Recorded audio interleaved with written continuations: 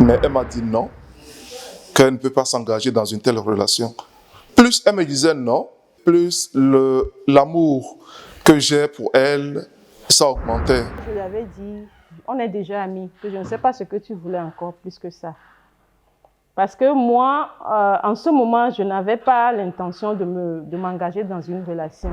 D'ici, c'est toi que le Seigneur a destiné pour moi. Tu feras le tour du monde, je ferai le tour du monde. Je vais t'attendre jusqu'à ce que tu ne t'engages dans une autre relation. Parce que son nom a bouleversé ma vie de prière avec le Seigneur. J'ai fait asseoir Dieu.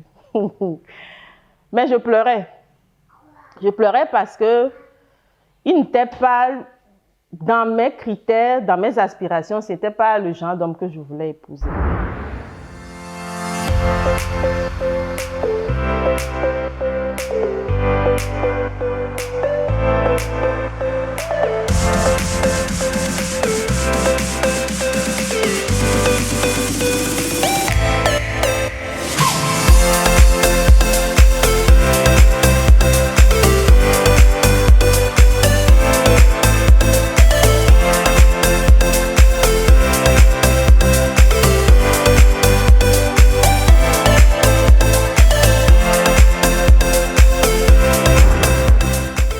Je me nomme Zuno Edo.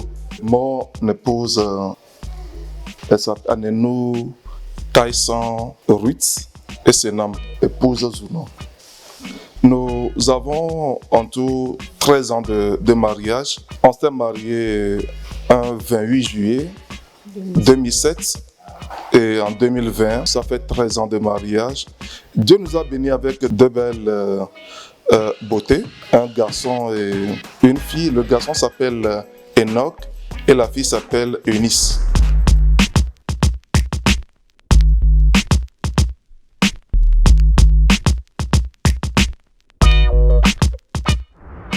On s'est rencontrés en 1998.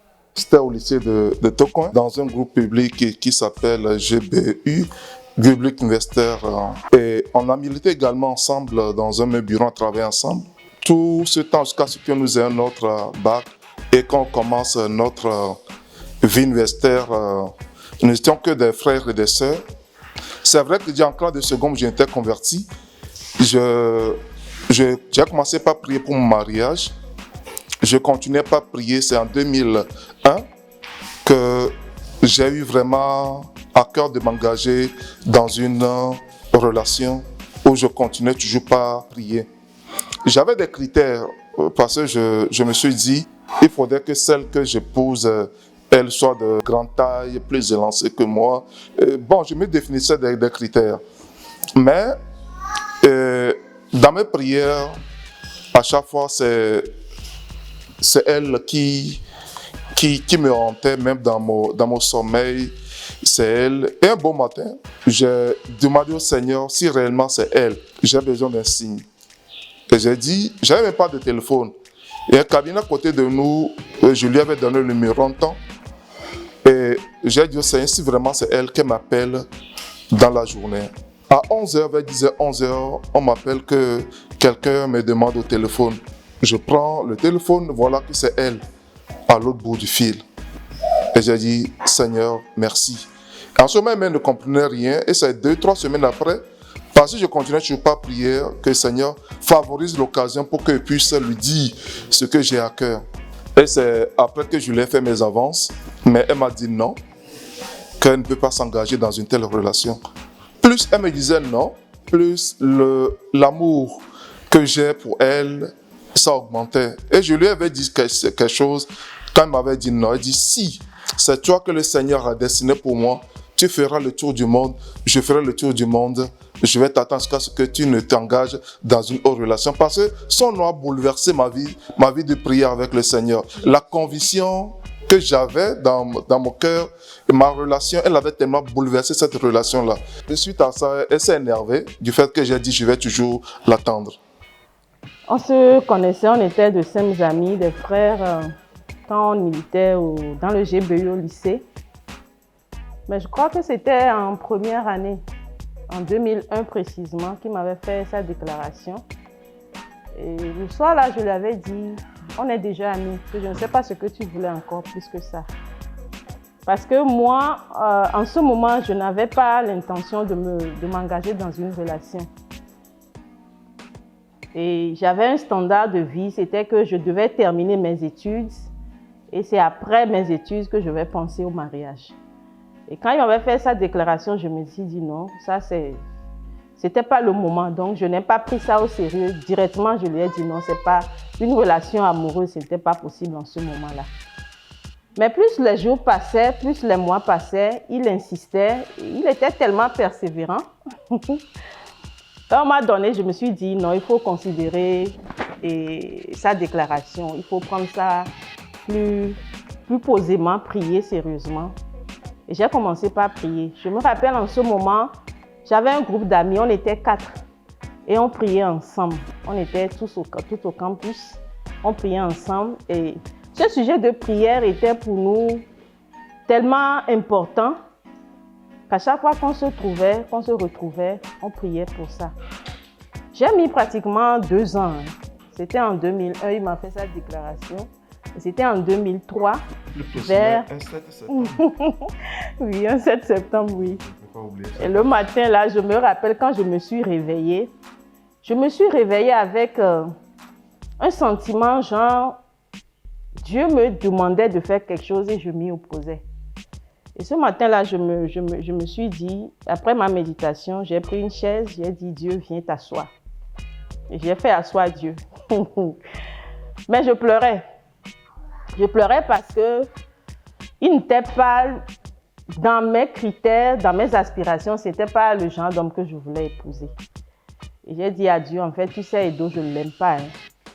Je ne l'aime pas, mais si tu sais que c'est lui que tu me destines, si c'est lui, avec lui que je serai heureuse dans le mariage.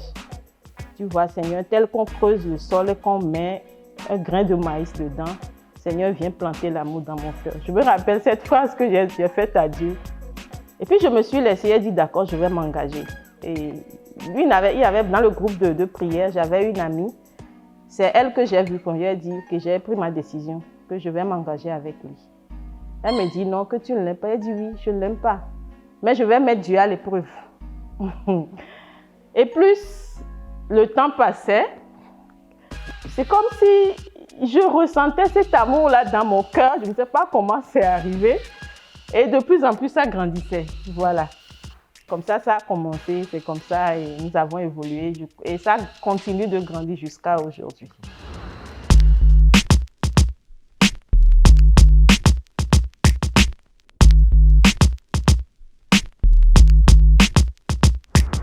Notre première année de mariage, je ne crois pas que jusqu'à aujourd'hui quelque chose ait changé. C'était des années de joie, de bonheur. Quand nous avons commencé à vivre ensemble, nous avons rencontré quelques petits problèmes. Les défis, c'était des défis financiers. Il y avait des responsabilités. Il y avait la gestion du couple avec la vie de tous les jours. Parce qu'en ce moment, moi, je ne travaillais pas encore. C'est lui qui travaillait.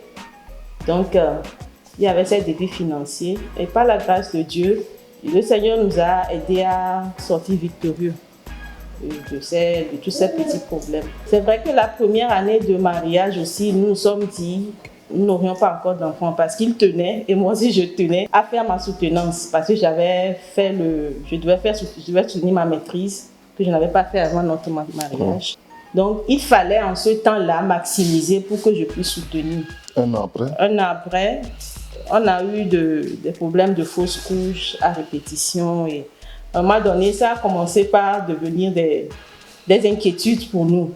Et Dieu aidant avec la prière aussi, nous sommes sortis victorieux avec les 2 enfants que nous avons eus. L'autre aspect, c'est Dieu Mao, on avait volé ton sac. Oui. Contenant mémoire, la clé USB contenant tout ce que tu as fait et il fallait reprendre le travail de mémoire et vraiment casse-tête chinois. Mais Dieu nous a vraiment aidés à relever les défis.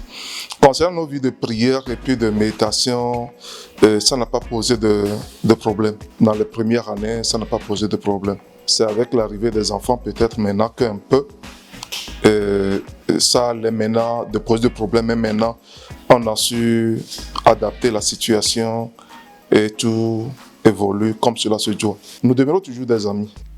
Oui. Mais en ce qui me concerne, je me reconnais. Mon plus grand défi, c'était de vivre avec un homme autoritaire de manière que nous soyons tous les deux heureux.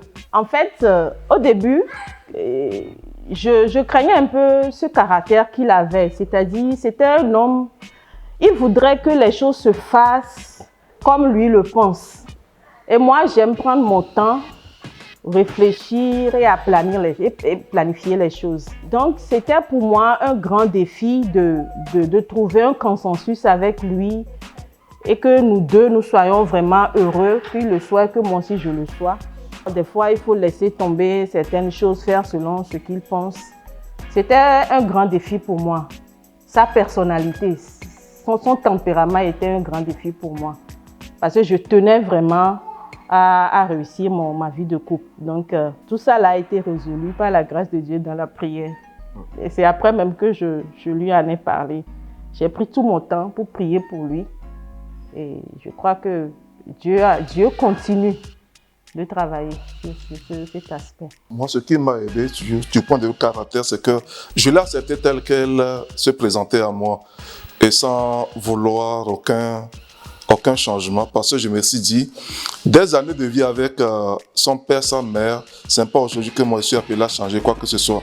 Je l'ai accepté telle et je demandais à Dieu de me donner ce cœur, de continuer par l'aimer tel que je l'aimais depuis le début et cet amour continue pas à grandir dans mon cœur pour elle.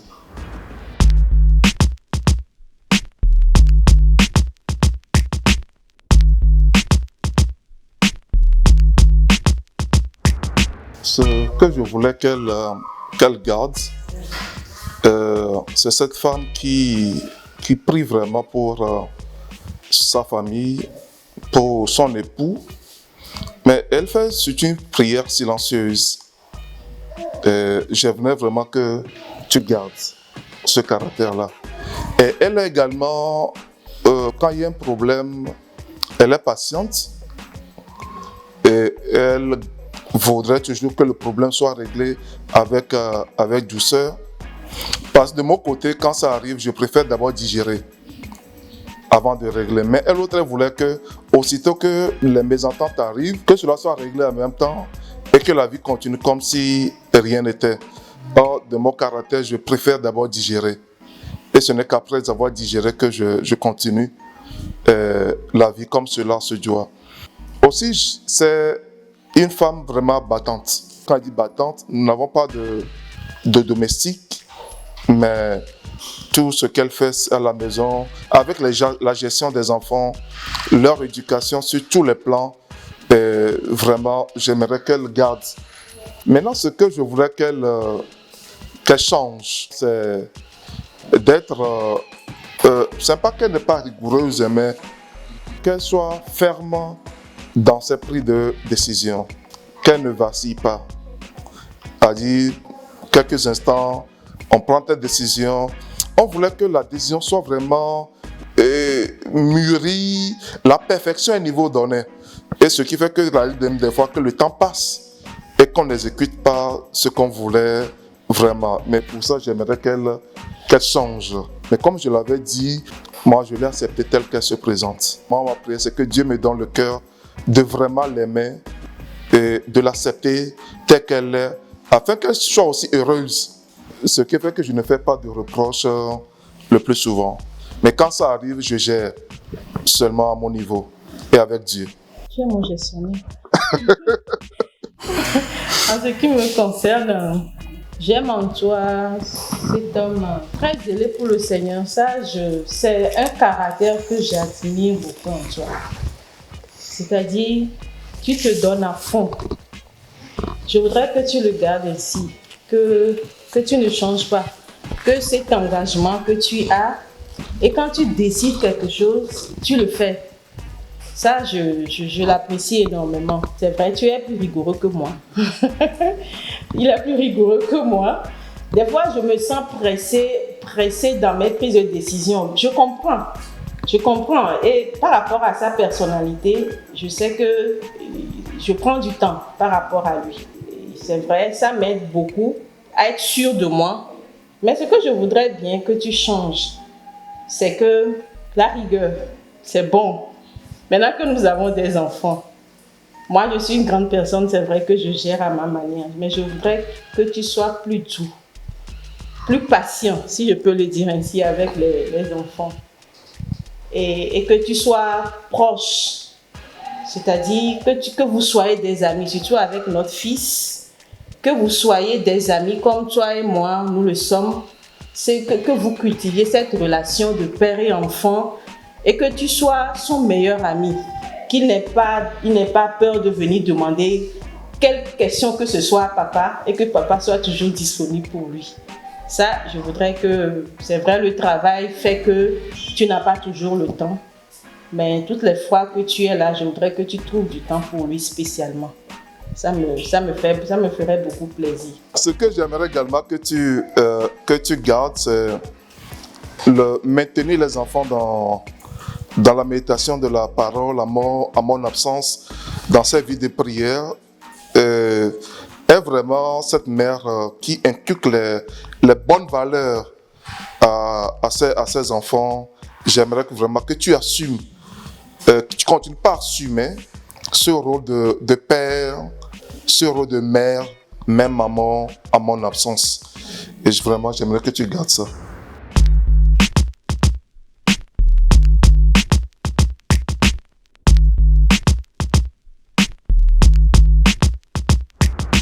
Si nous avons pu tenir jusqu'à aujourd'hui, et on est dans la 13e année de mariage, je peux dire que c'est d'abord la grâce de Dieu. Et aussi parce que nous avons décidé tous les deux de chercher le bonheur l'un de l'autre. On apprend à s'accepter au jour le jour. On ne connaît personne. C'est-à-dire, tu ne peux pas prétendre connaître quelqu'un totalement. On s'accepte. On arrive à s'adapter.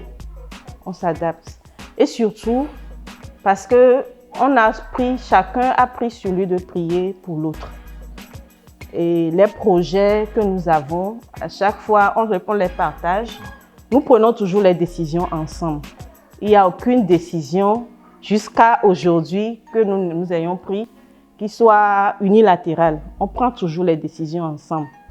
Et si l'autre n'est pas encore partant, on prend le temps dans la prière. Il faut reconnaître que la prière et la méditation prennent une grande place dans notre vie de couple. En dehors de ça, c'est la complicité qui est entre nous. Même si vous êtes à côté, votre chambre est contiguë à notre chambre, vous ne saurez jamais mais qu'on est en train de se quereller. Nous avons appris à avoir une discussion à voix basse pour que ceux du dehors ne nous entendent pas. Et notre secret également, c'est de communiquer régulièrement. Même au niveau des achats, que ce soit les meubles, tout ce qu'il y a comme achat pour la maison, nous décidons. Mais c'est voir dehors avant de revenir, elle en parle, on visite, on voit avant de faire l'achat ensemble. Ce qui fait qu'à la maison, les enfants ne veulent pas dire ça c'est pour papa, ça c'est pour maman, non. Ça dit tout c'est pour la famille.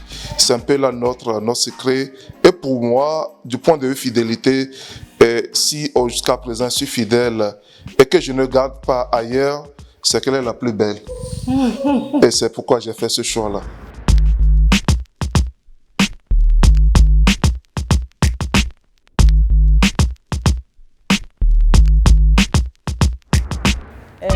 Edo, mon chéri, je t'aime beaucoup, tu sais. En fait, tu es la meilleure chose qui me soit arrivée dans la vie. Parce que grâce à toi, j'ai découvert qui je suis réellement.